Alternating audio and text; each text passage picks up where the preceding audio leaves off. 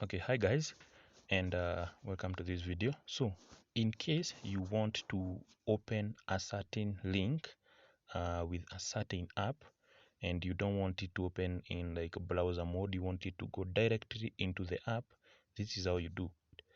You open the app and long press on the app. In this instance we are using Twitter. Click app info. When you click app info, this page shows up, and then come straight to open by default, and then click open supported link, and then click open in this app. So every time you click a link that is related to Twitter, it will open in this app. You can see a lot of links are supported, so any of them will do. To demonstrate this, I have a link here. I'll just open it up. There we go. So when I click on this link, it's supposed to take me directly to Twitter app. So there we go.